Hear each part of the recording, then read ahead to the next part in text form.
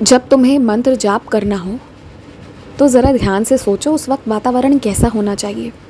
शांत होना चाहिए ना, क्योंकि यदि तुम किसी शब्द को दोहरा रहे हो और पीछे से कोई उन्हीं शब्दों को या दूसरे शब्दों को दोहराएगा तो तुम्हारा दिमाग शायद इधर से उधर भटके, क्योंकि अभी तुमने शुरुआत की है पर अभी स्थिरता आने में वक्त लगेगा।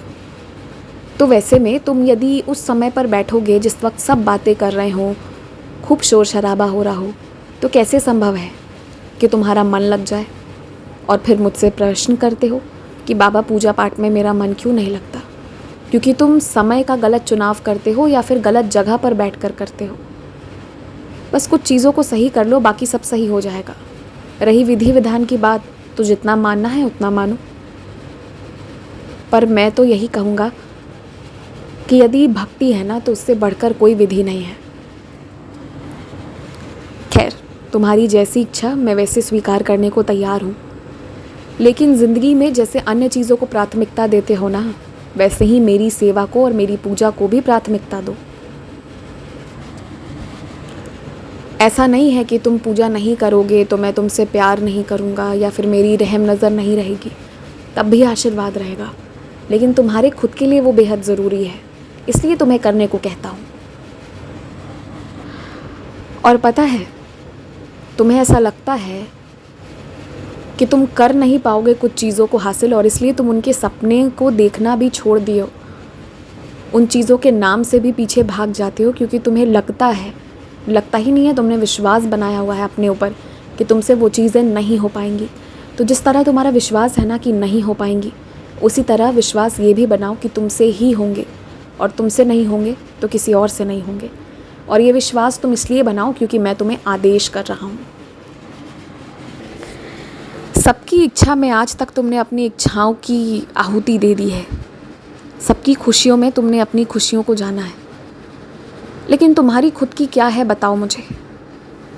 तुम्हारी खुशी किस में, तुम्हारी रुचि किस में है, और तुमने कितना वक्त दिया है उसे, ये बताओ मुझे। और क्यों नहीं दिया, अगर आज तक नहीं दिया तो, और कब से दे रहे हो ये भी बताओ। क्योंकि मैं चाहता हूँ कि जो तुम्हें मिला है ना उसका सदुपयोग कर लो, और जो तुम्हारी इच्छा है ना उसे पूरे करके जाओ।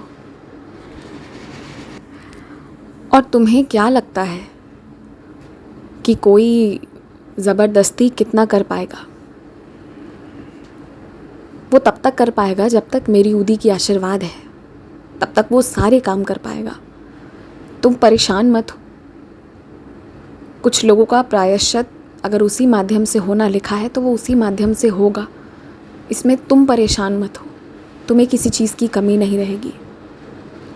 और जो पिछली कुछ चीज़ें तुम्हारे साथ हुई ना, तुम्हारी ज़िंदगी की कुछ चीज़ों को कुछ वक्त के लिए पूरी तरह से हटा दिया गया, क्योंकि मैं तुम्हें ये बताना चाह रहा था कि तुम तब भी जी सकते हो, तुम तब भी जी रहे हो, तुम बहादुर हो, तुम में हिम्मत है।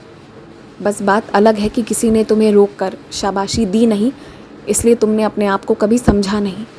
वही तो मैं कहना चाहता हूँ कि अगर ज़रूरत पड़े ना तो कई दिन कई रात तुम लगातार बिना रुके बिना थके मेहनत कर सकते हो।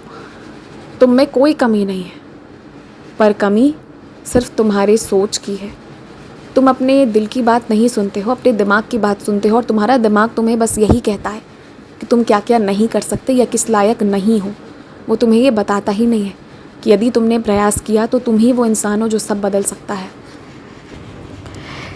इसलिए कह रहा हूँ, वैसे तो मैं कहता नहीं, पर आज एक बात फिर से कहता हूँ, थोड़े से पीछे जाओ।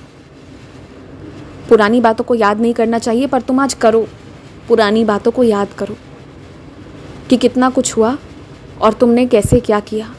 आज तुम जिंदा हो, ये क्या बड़ी बात नहीं है, क्योंकि याद है तुम्हें एक वक्त था तब तुम जीना भी नहीं चाहते थे। जैसे तुमने ज़िंदगी को चुना, तो ज़िंदगी भी अब तुम्हें चुनेगी। ज़िंदगी भी तुम्हें बहुत चीज़ें ला कर देंगी जो उसने तुमसे ले ली थी। बस इतना है कि अपने आप को पहचानो, मैं तुम में वास करता हूँ। खुश रहो।